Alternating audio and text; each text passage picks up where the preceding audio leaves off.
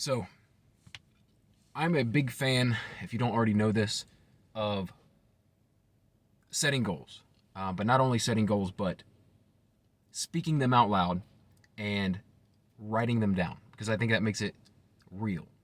If you write it or even type it, but it's actually putting it into print, it's saying it aloud, letting people know, putting it out there. Um, that's just something I've always found that I'm much more apt to reach a goal if I write it down or tell people what's happening. And it's to hold myself accountable and for other people to hold me accountable, right? But this is probably the biggest goal I've ever set in terms of like physically hard to achieve goals. So I wouldn't say a few years ago, a few decades ago, a couple decades ago, my cousin Chris and I, we grew up together. We're very close, like brothers. We lived together for an extended period of time as teenagers, and then stayed very close throughout our 20s, early to mid 20s. And we kind of grew apart a little bit after that, but um, we were super tight knit. We were super close. We went through a lot of hardships together. Like our families were not great, but we had each other right throughout everything.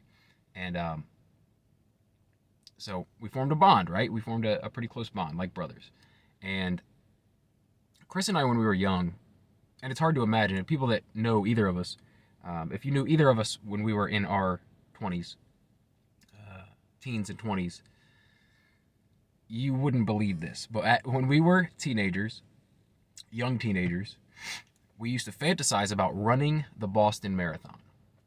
And that's one of the reasons why, you know, when he passed away a couple of years ago, I decided that I was going to run my very first marathon ever. Never thought I would run a marathon, but I thought it'd be a good way to remember him um, on the anniversary of his passing. And I did that. I did it. It was very slow. It took me like 5.5 hours.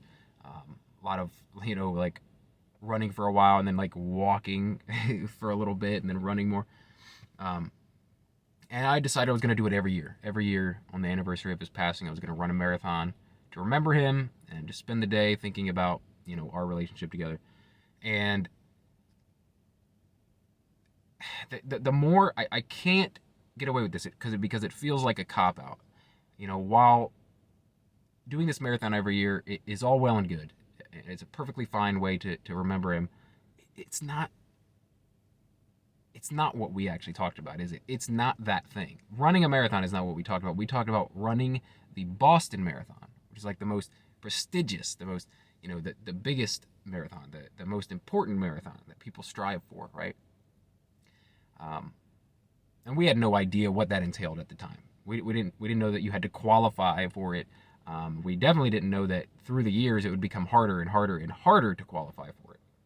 But anyway, um,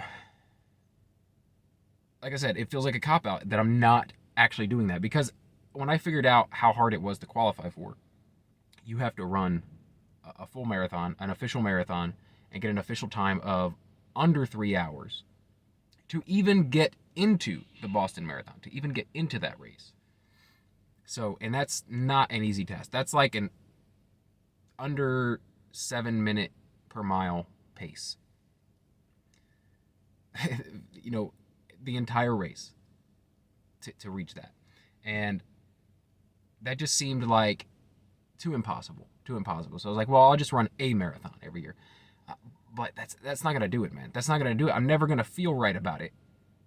It's never going to be the thing that we talked about. It's never going to be really doing the thing unless I do the thing. So, I don't know. I was on a run today, just a little short, like 3 or 4 mile run. Keep in mind, I'm not a runner. I wasn't a runner. I kind of am now, I guess, through the past couple of years of kind of training and doing these marathons and stuff. But I was never a runner. I'm not a natural runner. I suck at running. I'm slow at running. I smoked for 20 years. I don't smoke anymore, but I smoked for 20 years. It makes it very difficult, even now. So This in no way will be easy whatsoever, but I'm going to do it. I'm going to run the Boston Marathon. And like I said, first I have to qualify for the Boston Marathon, which is the really the hard part, right? Running the Boston Marathon will be a celebration if I can actually get there. But I will get there. It's not if, it's when I get there. It may take me some time because like I said, currently my best marathon time is 4 hours and 55 minutes. That's terribly slow. Terribly slow. I'm going to have to shave almost 2 hours off of my marathon time, which seems insurmountable. But that is one thing about my personality. I'm kind of defiant, and I like to do things that seem like you can't do it. I love it when people tell me you can't do it. I love it when people say like that's impossible, that's too hard, that's too much work. You know, I love that. And when I'm even questioning it, that's a challenge. That's a challenge. When I'm like, I don't think I can do that, that's a challenge. The truth is, I know I could do it.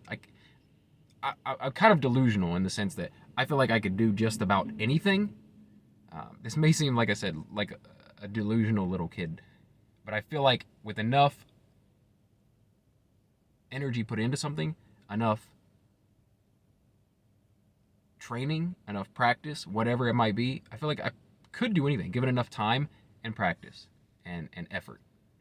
So that's what I'm going to do. I'm going to run the Boston Marathon. It may take me a few years to get there because, like I said, I got to shave 2 hours off my time. By the time I get there, I'm most definitely going to have to hire some sort of running coach. And, you know, maybe I'll start with my father-in-law, who is like an Olympic race walker and knows a bit about these things. But I'm going to do it. I'm going to run the Boston Marathon. And I'm putting it down right here on video for everyone to see. And I've written it down and I've put it out on social media, and that's what I'm going to do. I'm doing this. It may take me a couple years, but I'm doing this for sure.